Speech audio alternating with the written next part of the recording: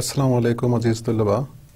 Welcome to the course of International Relations for undergraduate classes conducted by ComSet Institute of Information Technology, Virtual Campus Islamabad.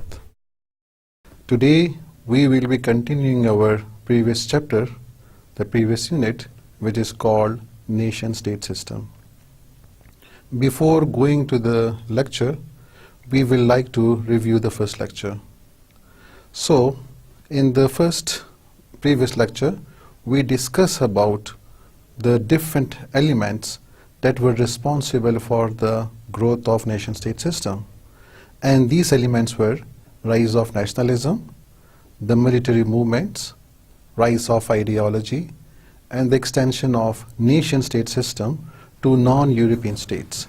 And we discussed how the rise of nationalism was responsible for the development of nation-state system, because in nationalism the people come together, they formed a very strong bond.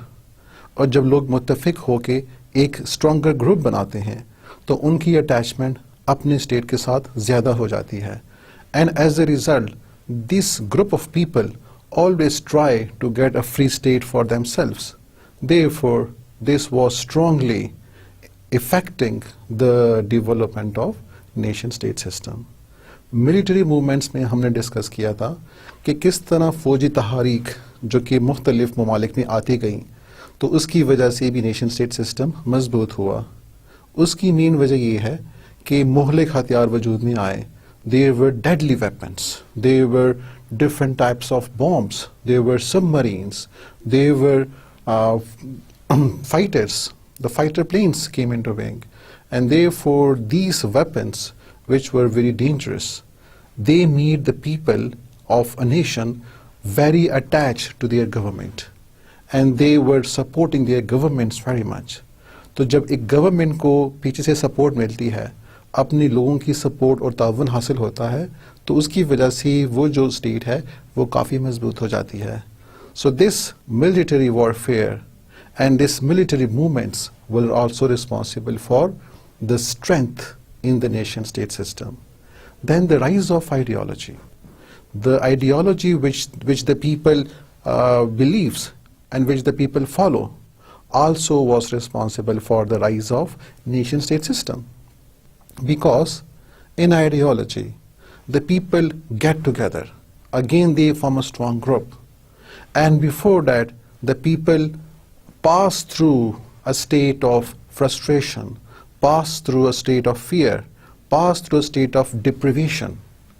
Remember, ideologies जब भी बनती है तो उससे पहले लोग सफ़र करते हैं, लोगों को तकलीफ़ मिलती है, लोगों की हकूक़ ग़ज़ब होते हैं, और इसकी वजह से फिर लोग इकट्ठे हो जाते हैं और अपनी एक आइडियोलॉजी मुतय्यन कर देते हैं. And then they struggle together to find their common goals, to find their targets. And the same thing happened with the nation-state system as well. There were different ideologies that developed in the 20th century. और ये जो ideologies हैं, इन्होंने nation-state system को बहुत मजबूत किया. इसी के साथ nation-state system also spread to different parts of the world, especially Asia, Africa, and what was the third state? The third continent? It was Latin America. And as a result, as these countries were getting independence from Europe, they also adopted the European nation-state system. तो बहुत से नए ममालिक वजूद में आए, बहुत सी रियासतें वजूद में आई, which were founded on the dominant nation which was present in that country. Then we discussed the elements of nation-state system. What factors, what elements make a nation-state system? आखिर वो कौन से elements हैं जो कि एक nation-state system को बनाते हैं, जो कि ज़रूरी हैं, जिनके बगैर nation-state system नहीं बनता. उसमें हमने first element sovereignty को डिस्कस कर लिया था, जबकि बाकी तीन रहते हैं जिनको आज हम कवर करेंगे.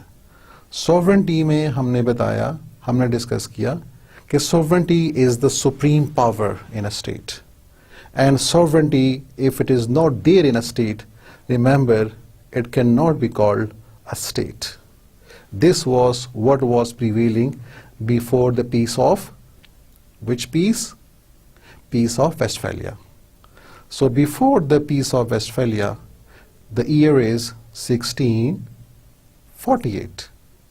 The states were not sovereign because their powers were restricted by the Roman Church and the Roman Empire. And therefore, these states were not called to be real states. But after 1648, there emerged sovereign states. And as a result, then they were coming under the modern state system. So sovereignty बहुत ज़रूरी है. And sovereignty is the supreme power in a state. It governs the state. Otherwise, the state would be just like a jungle in which there is no law. So the sovereignty directs the people. He established the government, and through that government, all the needs and facilities are provided to the people. Now, we move to the unit, and we will discuss the second element, which is territorial integrity. Territorial integrity relates to the land. आखिर एक रियासत में लोग रहेंगे, क्योंकि अगर ज़मीन नहीं है, अगर टेरिटरी नहीं है, तो लोग कहाँ रहेंगे? So, in the territorial integrity, we will discuss why it is important. Because the people, the dominant people, the nation, needs a land to live. And therefore, this is one of the important element of a state. अगर एक state में land नहीं होगा तो वो कैसे वजूद में आएगा? How will you determine a state? And therefore, this is very much needed. A nation needs a state to live. It needs territory. जिस तरह एक फैमिली को हाउस की ज़रूरत होती है, एक फैमिली को घर की ज़रूरत होती है, जिसके लिए वो प्लाट लेते हैं और फिर उसके ऊपर अपनी बाउंड्रीज मुतय्यन करते हैं और फिर उसके ऊपर अपना घर बनाते हैं. The same thing happens with the state as well. The people, the group of people now, there are many groups now, so they need a land, and then they make the boundaries, and then they start developing their country and their states, just like a family. So a state is a larger family. Nation-state system will exist if the integrity of the territory continue. अब एक state system तो उस वक्त कायम रह सकता है जब उसकी जो हदूद हैं, जो उनकी बाउंड्रीज हैं, जो उसकी टेरिटरी है, वो कायम रहे, वो चेंज ना हो. ऐसा ना हो कि वो अपनी टेरिटोरियल इंटीग्रिटी को लूज कर दिया. अगर ऐसा होता है, remember the state would lose its status of a state, and therefore it will not to be called a state. So remember, no land, no nation. No land, no state. जब तक land है, so you have a state. Despite the facts that there are many things which also need to be present, but territory is one of the important element. A nation thus protects its own territory and safeguard its integrity. हर कौम चाहती है कि वो जो रियासत है उनकी, जिनमें वो रहते हुआ, उसकी हदूद, उसके जो जोग्राफियाई हदूद हैं, वो बरकरार रहें और बाहर से कोई इंटरफेरेंस ना हुआ. और उसके लिए वो फारमोस्ट कोशिश करती है. अपनी जितनी भी उनकी एफर्ट्स हैं, जितनी उनकी स्ट्रगल है, वो सारी की सारी इसी इम्पॉर्टेंट इंटरेस्ट के लिए यूज़ होती है कि to protect one's own land. It does not like interference in its internal affairs. एक रियासत और वहाँ के जो लोग हैं, वो कभी अपनी अंदरूनी मामलात में दखल अंदाजी नहीं चाहेंगे कि कोई भी स्टेट बाहर से उनके मामलात में दखल अंदाजी करे, उनकी टेरिटरी के अंदर ना आए, क्योंकि उनके अपने मामलात हैं. जिस तरह की फैमिली है, एक फैमिली अपने अंदरूनी मामलात को खुद डील करती हैं और दूसरे किसी के इंटरफेरेंस को बर्दाश्त नहीं करती और नापसंद करती है. इसी तरह स्टेट भी है. स्टेट के जो लोग हैं, they want to solve their problems by themselves. They do not want other peoples from outside to come and solve their problems. they have the ability to solve their internal problems. And similarly, the people would not like to interfere in the internal affairs of other state. अगर आप खुद पसंद नहीं करते कि कोई आपके state के अंदर दखल अंदाजी ना करे, तो ऑन द सेम प्रिंसिपल लोग ये भी नहीं करेंगे कि वो किसी और स्टेट के अंदरूनी मामलात में दखल अंदाजी करें. असूल वही है कि जियो और जीने दो. So this means that if you want to live, so you let others live and you don't interfere in their internal affairs. And on the same principle, the state also likes to be protected against external threats.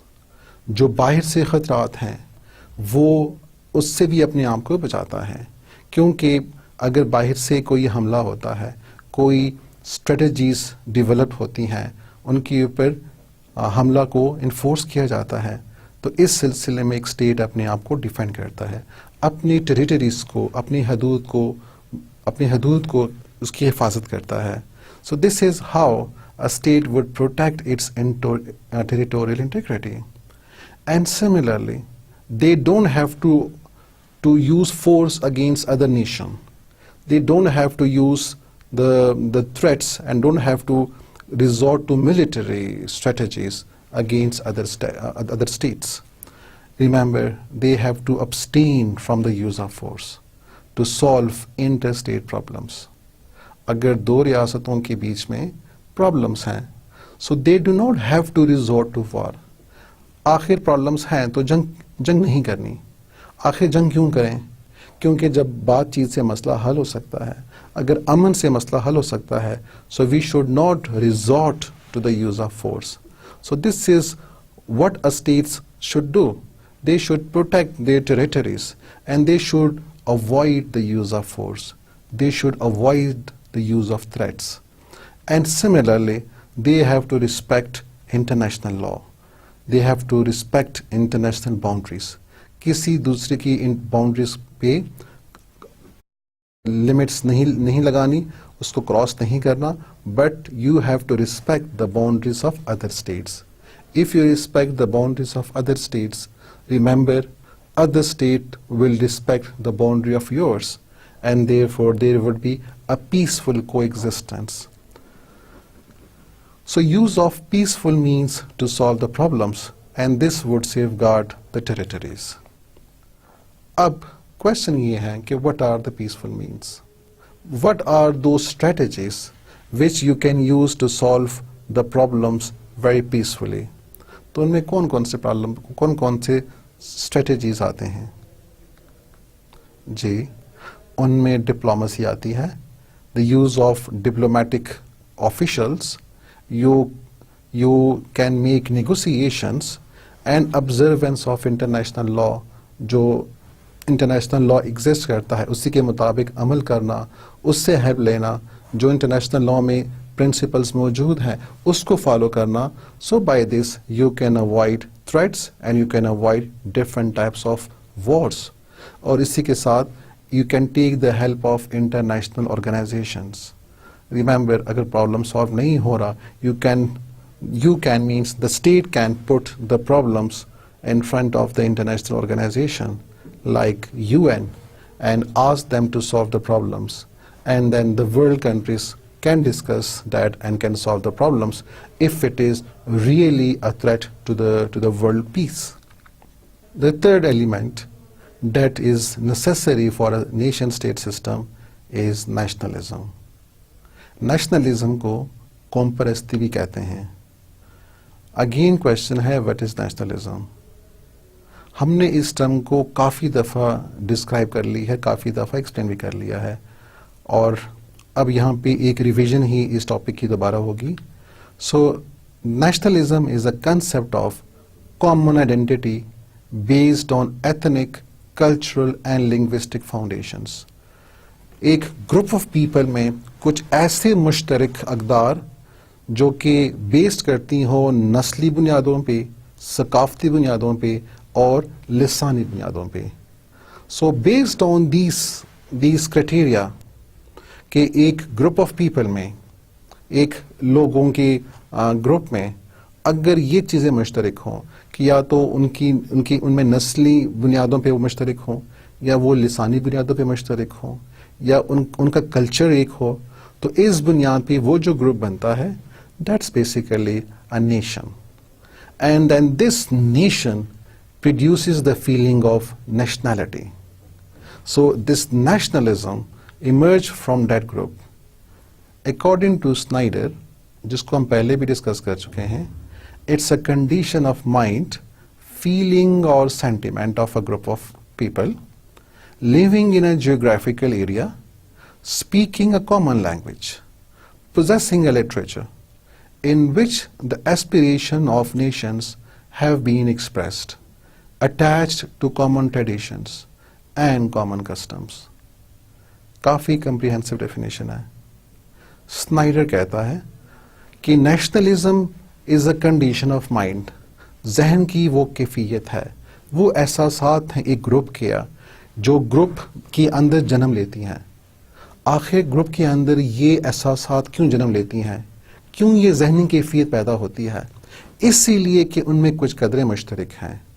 वो कदरें कौन सी हैं कि वो या तो एक geographical area में रह रहे हों, एक साथ रह रहे हों, एक ही फैमिली के बाशिंदे हों, एक ही रीजन के लोग हों, स्पीकिंग अ कॉमन लैंग्वेज, जिनकी लैंग्वेज मुश्तरक हो, आपकी ज़ुबान अगर एक हो, remember it produces love, it produces a sense of attachment towards the group. And again this group may have a literature, in group का अपना एक अदबी विरसा हो जिसमें इस कौम की सकाफत और उनकी जो रिवायात हैं उनकी अक्कासी होती हो. सो this kind of group then will produce a feeling, and that feelings and aspirations would be called nationalism. The spirit of nationalism unites the people to strive collectively for common aims and interest. जब ये spirit पैदा होती है, remember it has a very strong binding force. It is a bond. ये लोगों को एक साथ कर लेती है, उनको सीमेंट कर लेती है, उनको एक बॉडी बना देती है. So the spirit of nationalism is very important for the unity and strength of a nation. हम पहले भी डिस्कस कर चुके हैं कि किस तरह उन ममालिक में जहाँ पे मुख्तलिफ़ किस्म की नेशनलिटीज़ थी, जहाँ पे मुख्तलिफ़ कौमें थीं, कौन सी रियासतें थीं वो, क्या आप कुछ बता सकते हैं? जिस तरह ऑटोमन एम्पायर, जिस तरह बैल्कन स्टेट्स, जिस तरह रशिया, तो ये वो रियासतें थीं जिनमें काफ़ी ज़्यादा कौमें आबाद थीं, और ये कौमें आपस में मिल किया इन्होंने एक ग्रुप बनाया, and they strive for independence and finally they got freedom. So nationalism is also responsible for freedom. Many freedom movements are led by nationalistic forces. Some other examples where nationalism played a great role in freedom and independence are revolution in Russia and then Pakistan. Remember, Pakistan was also got on the name of Islam, but behind that ideology we have Muslim nationalism, क्योंकि मुसलमान एक कौम है और which is different from India, which is different from Hindus.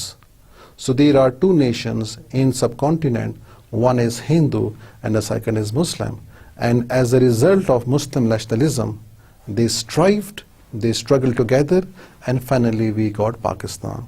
इसी तरह China में भी revolution आया है because of their strong nationalism, and then through their ideology for communism, and then they brought independence in 1949.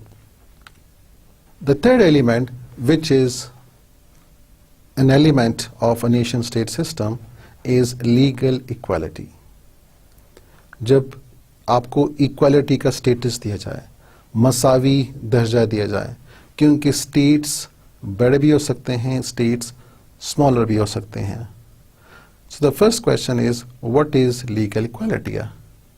Remember, legal equality means that every state is given the same status. Every state is regarded with respect, and no difference is made between the states. The nation-state system assumes all states to be equal. जितने भी states हैं ये equal हैं even कानून की निगाह से भी और अखलाकी लिहाज से भी।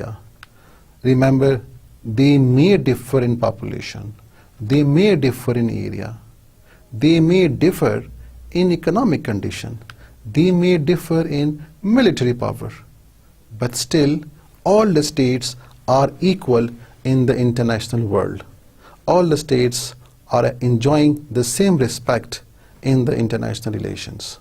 हालांकि ऐसे ममालिक भी हैं जो कि काफ़ी स्मॉलर हैं, जो कि आलमोस्ट एक शहर जितना पाकिस्तान का एक शहर है उतने भी ममालिक हैं। ऐसे ममालिक भी हैं जिनकी पॉपुलेशन सिर्फ चंद हज़ार है, जबकि इसके मुकाबले में ऐसे अक़वाम भी हैं, ऐसे कंट्रीज़ भी हैं जिनकी पॉपुलेशंस बिलियंस में हैं, जिस तरह इंडिया है, जिस तरह चाइना है। लेकिन दोनों को इक्वल स्टेटस दिया जाता है। In international relations both will be having the same status and they will be having the same vote. If they are voting for any decision, remember their vote would be counted as the same. इसी तरह चाहे एक country बहुत भी powerful क्यों ना हो और दूसरी कंट्री वीक हो, but still they are equal in the international relations. Equality implies respect for all, because if you treat all states to be equal, this means you are treating all the people to be equal, and this is how you are giving respect to humanity and to people. अगर आपने ये नहीं किया और कुछ states को ज़्यादा marks दिए, उनको ज़्यादा स्टेटस दिया, उनके वोट को बढ़ा जाना और दूसरे के वोट को हकीर जाना, उसको कोई अहमियत नहीं दी, तो इसकी वजह से नाइंसाफ़ी आएगी, इसकी वजह से नफ़रतें जन्म लेंगी और रिस्पेक्ट का आंसर ख़त्म हो जाएगा.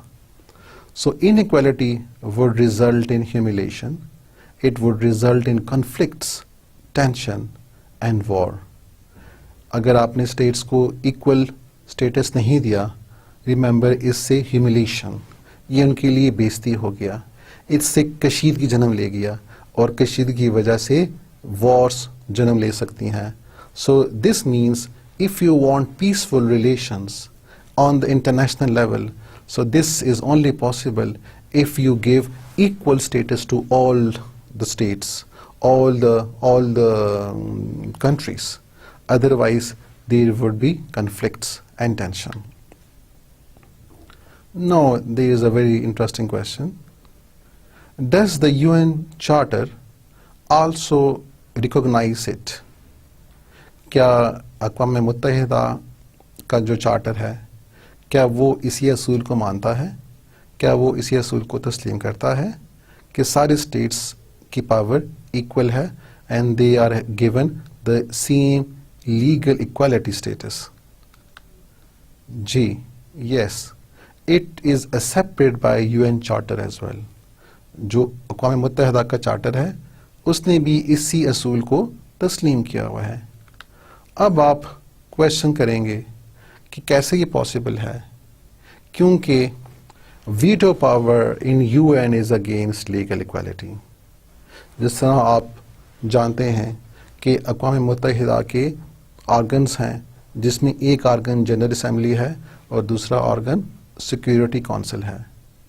सिक्योरिटी काउंसिल्स के मेंबरान को वीटो पावर दी गई हैं. उसके जो 5 मुस्तकिल अरकान हैं उनके पास ये पावर मौजूद है. So they can veto any bill which they dislike. तो इसका मतलब ये हुआ कि इन 5 को काफ़ी ज़्यादा पावर दी गई हैं और ये अपनी मर्ज़ी के मुताबिक कुछ भी कर सकते हैं. Even can veto any resolution if general assembly has approved it with majority. अगर जनरल असेंबली अक़वाम मुत्तहिदा की कोई भी कानून या कोई भी बिल मेजॉरिटी से पास कर लिया, तो रिमेंबर सिक्योरिटी काउंसिल उसको भी रद्द कर सकती है. इवन एक भी वोट काफ़ी होगा उसको रद्द करने के लिए. इस पावर को वीटो पावर कहते हैं, जो कि लोगों के मुताबिक, मुफक्किरीन के मुताबिक ये इक्वालिटी स्टेटस के ख़िलाफ़ है, ये उसके असूलों के मुनाफी है. इसीलिए कि आपने 5 स्टेट्स को इतनी ज़्यादा पावर दे दी है, उनको इतनी स्पेशल प्रिविलेज दे दी है कि वो पूरी दुनिया के ओपिनियंस को रद्द कर सकते हैं।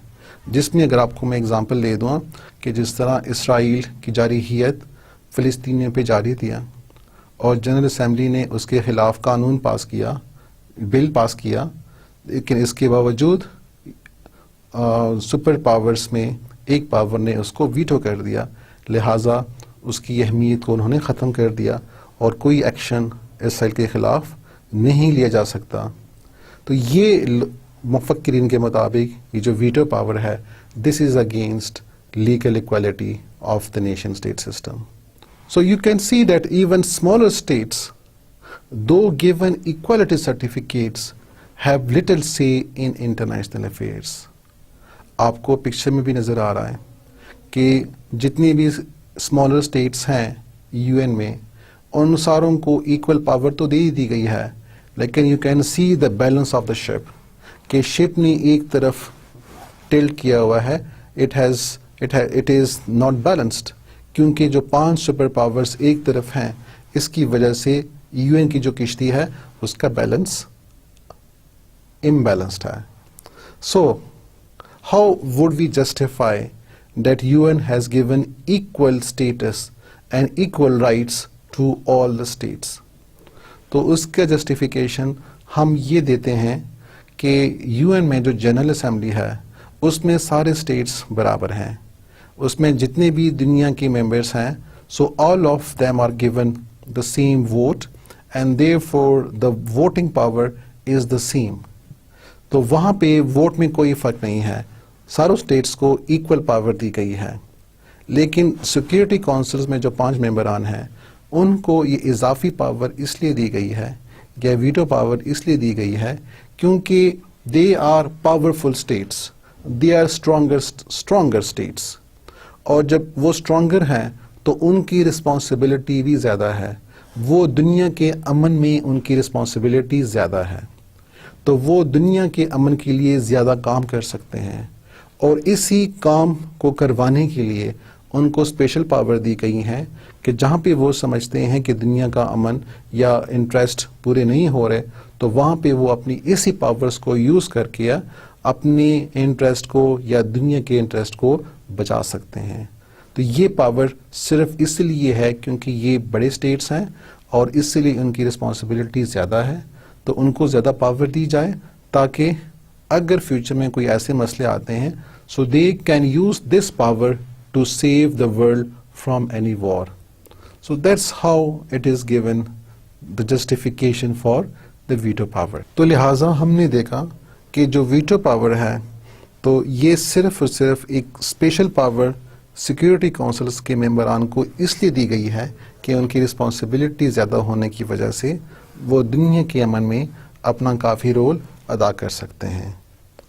अब इसके बाद ये नेशनलिज्म के बारे में एक फ्यू इमेजेस हैं which can tell you about the nationalism which was emerged in different nationalities. आपको रशियन रिवोल्यूशन नज़र आ रहा है, साथ में एक तरफ आपको इंडियंस नज़र आ रहे हैं और दूसरे में आपको जापान रिवोल्यूशंस के बारे में एक इमेज नज़र आ रहा है।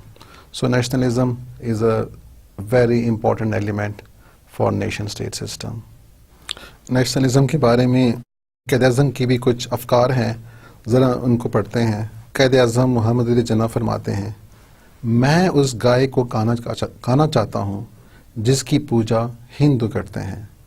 मुसलमानों की हिंदुओं के साथ किसी मामले में कोई मुमासलत नहीं, सिवाय इस बात के कि दोनों बरतानिया के ग़ुलाम हैं।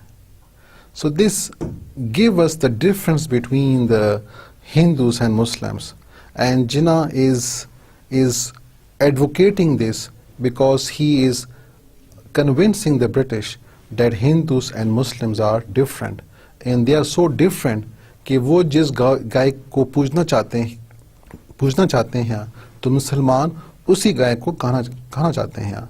So you can see the difference in the two nationalities.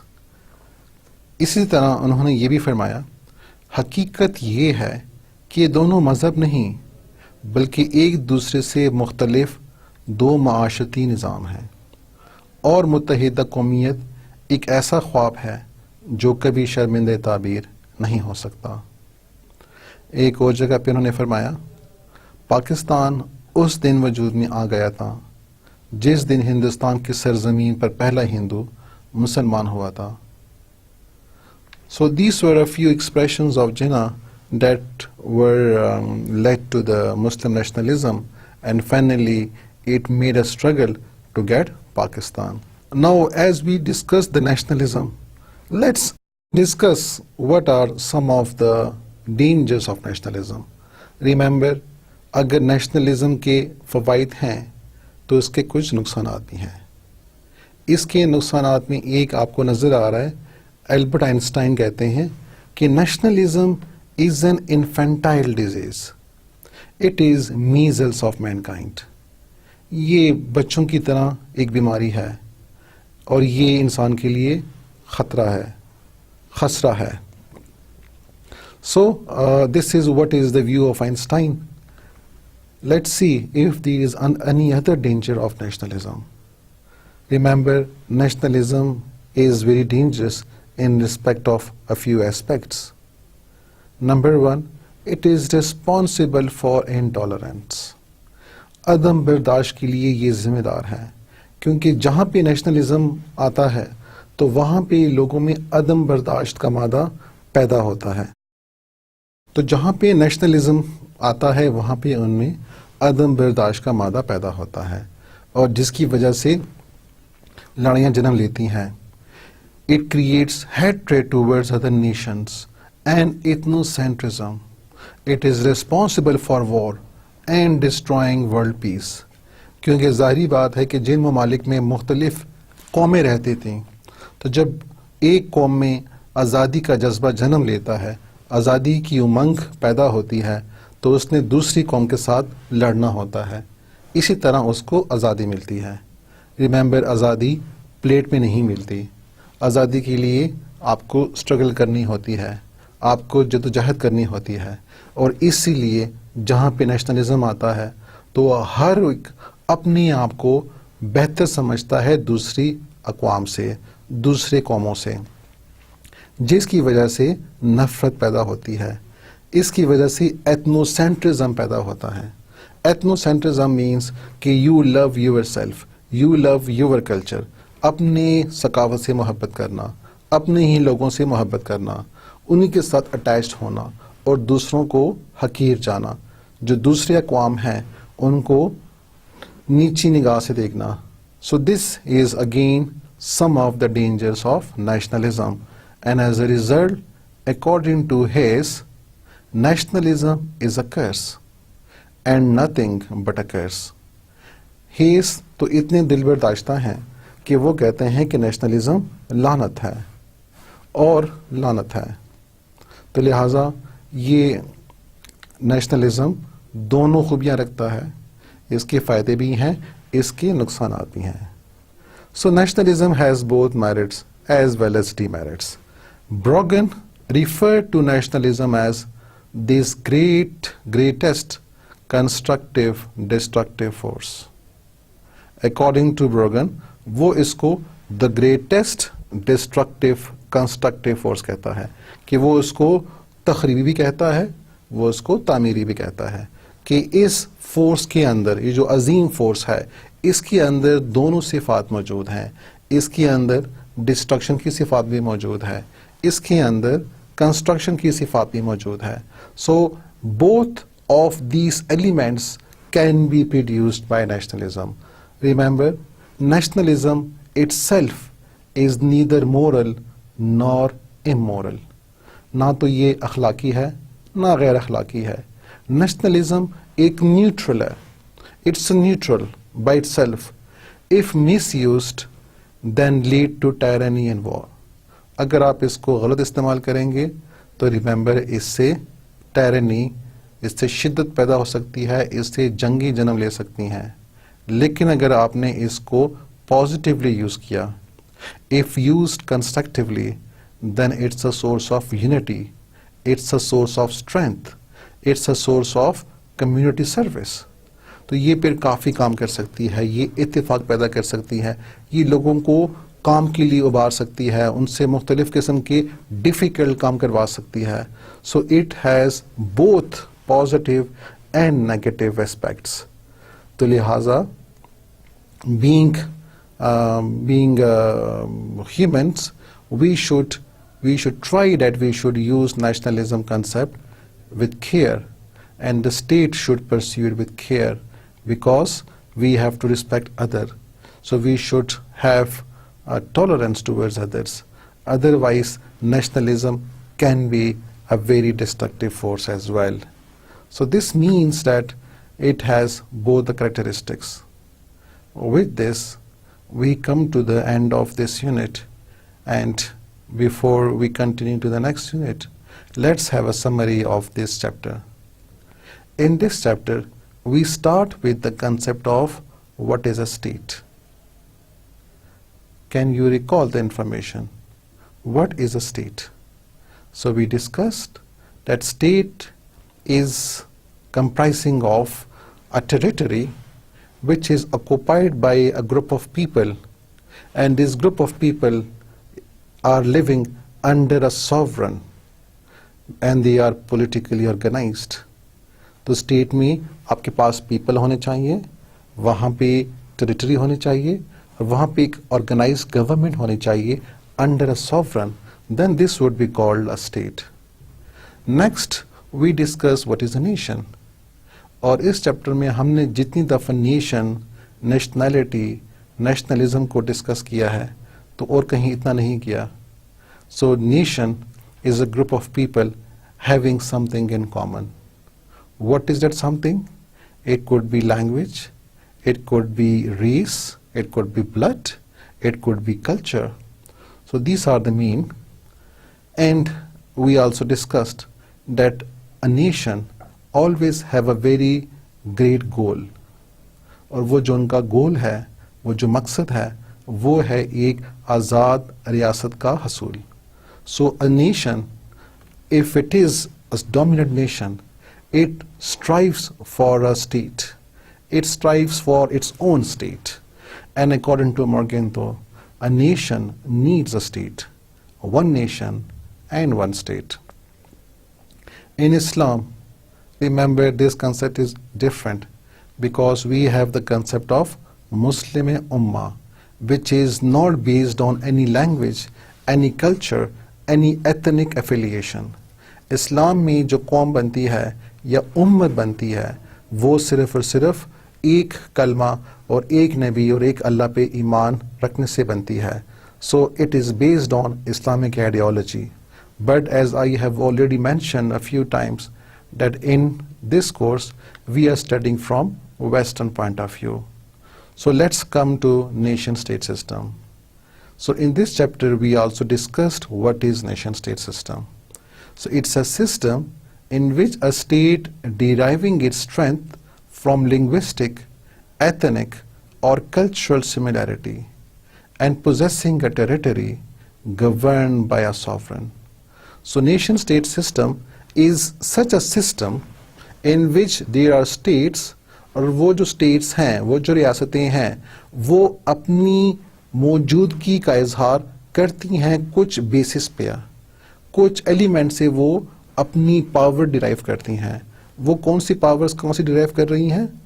So the state derive it's power from linguistic, ethnic और कल्चरल सिमिलैरिटी, कि वहाँ पे कुछ कॉमननेस हो, लोगों में कुछ कदरें मुश्तरक हों, और उसके बाद वो एक इलाके में रह रही हों under a sovereign. So this kind of system makes a nation state system. And the nation state system emerged from the peace of Westphalia. Westphalia की जो ट्रीटी है, it was occurred in 1648, and we discuss the reason why this war fought before the peace of Westphalia. ये जंग कितने सालों पे मुहित रही है? So this war lasted for 30 years, and this 30 years the European states were fighting against each other. Why they were fighting? Because there were dynastic rivalries. There were rivalries between the princes शहजादों और उस वक्त के जो rulers थे उनकी जो आपस की चपकिलिश है to gain more territory, to gain more land, to gain more influence. एक तो उनकी अपनी पर्सनल इंटरेस्ट है और इसी के साथ there was also a struggle between Catholics and Protestants.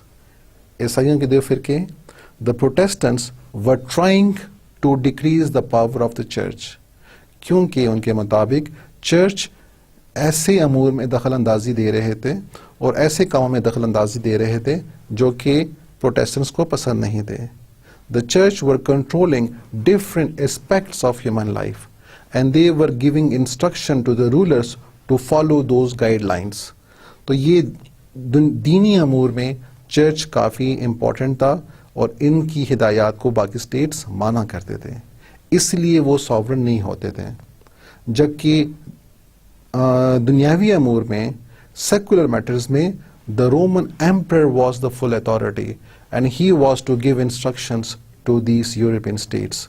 तो इस war के नतीजे में there was a peace which was established and this peace finally ended the power of the church and the Roman emperor, and as a result independent nation state systems emerged in Europe and every nationality have their own prince, their own king and they would rule their territory as they like.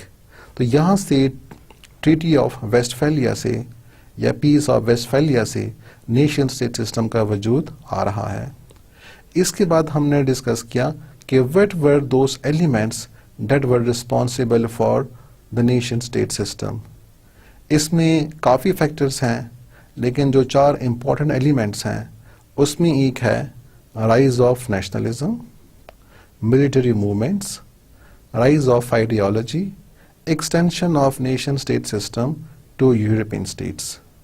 And we also discussed how these factors strengthened the nation-state system. Nationalism में लोग करीब आते हैं, उनमें एक group के साथ attachment का जज्बा पैदा होता है और ये जो ग्रुप है ये फिर अपनी स्टेट को मज़ीद तक़वियत देता है. इसी के साथ जो फ़ौजी तहारीक हैं जो मुख्तलिफ रियासतों में पैदा हुई, वहाँ से जन्म लिया, मिलिट्री स्ट्रॉन्ग्स हुई, इसी के साथ वारफेयर टेक्नोलॉजी में इम्प्रूवमेंट आई, मुख्तलिफ किस्म के हथियार बनने शुरू हुए, तो जिसकी वजह से लोगों में एक खौफ का मादा भी पैदा हुआ और लोगों की अटैचमेंट अपने स्टेट के साथ, अपने रूलर के साथ ज़्यादा हुई. तो जब लोगों की अटैचमेंट ज़्यादा हो रही है अपने रूलर के साथ तो इसकी वजह से नेशन स्टेट सिस्टम मजबूत हो रहा है. राइज ऑफ आइडियोलॉजी, जिस तरह यूरोप में 20th सेंचुरी में काफ़ी आइडियोलॉजीज ने जन्म लिया, काफ़ी नज़रियात ने जन्म लिया और इन्हीं नज़रियात की वजह से नेशन स्टेट सिस्टम मज़ीद मकबूल हुआ, मज़ीद मजबूत हुआ. इन आइडियोलॉजीज़ में नेशनलिज्म सबसे डोमिनेंट है, इसके अलावा इस्लामिक आइडियोलॉजी है, इसके अलावा कम्युनिज़म है, इसके अलावा कैपिटलिज़म है, इम्पीरियलिज्म है, फाशिज्म है, नाजीज़म है, टोटलिटेरियनिज्म है. तो ये सारे वो आइडियोलॉजीज़ हैं जो जहाँ पे पैदा हुई वहाँ के लोगों को एक स्ट्रॉन्ग ग्रुप बनाया and this group would then give and support their ruler, as a result strengthening the nation state system. आखिर में we discussed how the nation state system went out of the Europe and spread to the non-European states. क्योंकि after World War II there emerged different number of states. The colonies got independence. जब colonies को आज़ादियाँ मिली तो उन्होंने Europe से आज़ादी हासिल किया और एज अ रिजल्ट उन्होंने वही सिस्टम अपनाया जहाँ से उन्होंने आज़ादी लिया. So because the Europe were on nation state system, therefore these colonies were also formed on nation state system. तो जहाँ जहाँ पे जो ग्रुप डोमिनेंट था तो वो ही ग्रुप वहाँ की रियासत की शक्ल इख्तियार कर गई और उसी नाम से इख्तियार कर गई और इसी तरह नेशन स्टेट सिस्टम मज़ीद मजबूत हुआ. इसके बाद हमने एलिमेंट्स डिस्कस किए of the nation state system, जिसमें 4 एलिमेंट्स हैं. एक है सॉवरेंटी, दूसरा है टेरिटोरियल इंटीग्रिटी, तीसरा है legal equality and the fourth is nationalism. इसी में हमने ये डिस्कस किया कि किस तरह sovereignty, which is basically called the supreme power, इक़्तिदार आला, उसके बगैर नेशन स्टेट सिस्टम का वजूद नहीं आता, क्योंकि एक रियासत में एक सुप्रीम पावर होगी तो लोग ऑर्गेनाइज्ड होंगे, लोगों के मसाइल हल होंगे, क्योंकि वो एक गवर्नमेंट बनाएगा और उसी गवर्नमेंट के थ्रू लोगों के जितने भी फैसिलिटीज़ हैं या नीड्स हैं वो उनको प्रोवाइड कर दिए जाएंगे. तो without sovereignty there could not be any state. जिस तरह पहले बताया कि 1648 से पहले there was not any sovereignty in the states because the powers were controlled by the Roman Church and the Roman Emperor, which means the state were not sovereign. लेकिन जब sovereignty होगी तो state बनेगा. Sovereignty के बारे में हम ये भी कहते हैं कि the power of sovereign is indivisible. आप उनकी powers को ख़त्म या कम नहीं कर सकते, क्योंकि अगर powers ख़त्म की गई या कम कर दी गई तो जिस एजेंसी ने वो पावर ख़त्म की है या कम की है तो फिर वो सॉवरन है. तो लिहाजा सॉवरन फिर वो नहीं रहेगा जिसकी पावर कम हुई है, बल्कि सॉवरन वो है जिसने पावर कम की है. तो खुद बजाते खुद एक सॉवरन पावर्स कम नहीं कर सकता. इसी तरह हमने ये भी बताया सॉवरनिटी का जो कंसेप्ट आजकल के ज़माने में है वो ज़रा सा एडजस्टेड है, ज़रा सा कॉम्प्रोमाइज़ में है, इसीलिए कि आजकल के ज़माने में एक एब्सोल्यूट सॉवरन पॉसिबल नहीं है. एक सॉवरन जिसके पास पूरी पावर्स हों और वो हर पावर को अपनी मर्जी के मुताबिक इस्तेमाल करे, आजकल के ज़माने में ऐसी पावर पॉसिबल नहीं है. इसीलिए कि all the states are interdependent and they have many relations. इसीलिए कुछ एडजस्टमेंट की गई हैं. सॉवरन जब एक मुआहदा करता है, जब ट्रीटी करता है, तो वो अपनी पावर्स को खुद कम कर लेता है, क्योंकि उसने उस मायदे की पासदारी करनी है और उसमें जो शक्की गिवन है उसी को फॉलो करना है, उसके खिलाफ नहीं जाना. Which means the powers are adjusted, they are compromised. इसी तरह जो इंटरनेशनल ऑर्गेनाइजेशंस हैं उसकी मौजूदगी की वजह से भी सॉवरेंटी की पावर्स रिस्ट्रिक्टेड हो जाती हैं. इसी तरह इंटरनेशनल लॉ है, क्योंकि इंटरनेशनल लॉ एक स्टेट को अपनी मर्जी नहीं करने देता, बल्कि उसको मजबूर करता है कि वो इंटरनेशनल लॉ के असूलों को पर का फरमा हो और उसकी पाबंदी करे. इसी तरह वर्ल्ड पब्लिक ओपिनियन है, जो कि एक सॉवरन को अपनी मर्जी नहीं करने देता, बल्कि वो एक राय आमा को देख के उसी को फॉलो करता है. So therefore in modern world, in today's world, the sovereign has to go with certain adjustments. It has to go with certain compromise in order to have a good kind of government. इसी तरह फिर हमने discuss किया about territorial integrity कि किस तरह territorial integrity की is the main element of a nation state system, क्योंकि without any land there could not be any nation, there could not be any kind of government being set. So there every nation needs a land and it has to protect its land, because if the land is not protected, remember the state would vanish, the state would be destroyed, it would be damaged. इसीलिए एक रियासत और जो वहाँ के लोग हैं, जो वहाँ की गवर्नमेंट है, वो पूरी कोशिश करती है कि अपनी रियासत का दिफा करें, उसकी जो जोग्राफियाई हदूद हैं उसकी पासदारी हो, उसकी रिस्पेक्ट हो. इस सिलसिले में a state do not want to be interfered from outside. It doesn't want internal interference in its internal affairs. And similarly, a state would not interfere in the internal affair of other states. इसी तरह the states should not go for forceful means of settling disputes. अगर दो states के बीच में कोई मसाइल हैं, कुछ पेचीदगियाँ हैं, तो उनका हल जंगों में नहीं है, बल्कि उनका हल बातचीत में है. So the states should come together and they should mutually talk to each other and they should try to solve the problems through peaceful means and through peaceful negotiations. इसके बाद हमने लीगल इक्वालिटी को discuss किया कि legal equality means कि all the states are given equal powers. There should be no discrimination between the states. अगर state बड़ा है या छोटा है, या पावरफुल है या नहीं है, या उसकी पावर ज़्यादा है या उसकी पावर कम है, in all these things you should look at the only legal status, that all the states are equal and they should not be having any difference. But the question is that, will the Security Council also obeying on the same principle? Is it also following the same principle? कुछ लोगों के मुताबिक कहते हैं कि नहीं है, हालांकि according to UN Charter all the states are equal, they are given equal status. But then the veto power is taken as one of the element, one of the factor which is against the legal equality.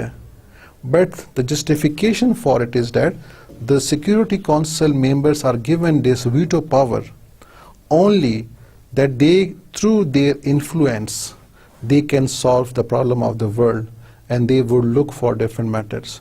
जिस तरह एक घर में सारे लोग तो बराबर होते हैं, लेकिन जो बड़ा होता है उसकी जिम्मेदारियां ज़्यादा होती हैं और इसलिए उनकी पावर्स ज़्यादा दी जाती हैं ताकि वो घर के जितने भी मसाइल्स हैं या जितने भी मैटर्स हैं उसको सही तरीके से सॉल्व कर सकें. So this means that these Security Council members are given this power only with this responsibility that they should be looking after the world peace, because they are major powers and therefore having major responsibilities and therefore should be given more powers. In the last we discussed nationalism. This nationalism concept, is coming again and again in this chapter because it's a very important element of nation-state system. It helped in the development of a state, but it is also one of the important element of nation-state system. क्योंकि नाम ही है nation state system, तो एक state में nationalism होगा, वहाँ पे एक नेशनैलिटी होगी, वहाँ पे एक स्ट्रॉन्ग नेशन होगा, एक स्ट्रॉन्ग ग्रुप होगा, तो तब आपका नेशन स्टेट बनेगा. वरना without nationalism there could not be any state. Now the nationalism is the feeling of attachment, and this feeling of attachment is produced because there is something common in the people. This commonness is based on language, culture, or blood, ethnic affiliations, and based on this we have stronger groups being formed. तो जब ये strong groups बन जाते हैं एक nation में, तो ये nation then tries to make a state which is called the nation-state system. So nationalism produces unity, it produces strength, it combines the people, it makes them one group, and as a result this is one of the dominant factor. Now some thinkers also say that nationalism also has some negative aspects. It also has some demerits. क्योंकि demerits में इसमें ये है कि अगर एक group में nationalism produce होता है तो उसके मुखालिफ में दूसरा ग्रुप भी है जिसमें इस ग्रुप के खिलाफ नेशनलिज्म प्रोड्यूस होती है, because the other group has a different language, the other group has a different culture, और it is having a different stock, different ethnic background, different blood.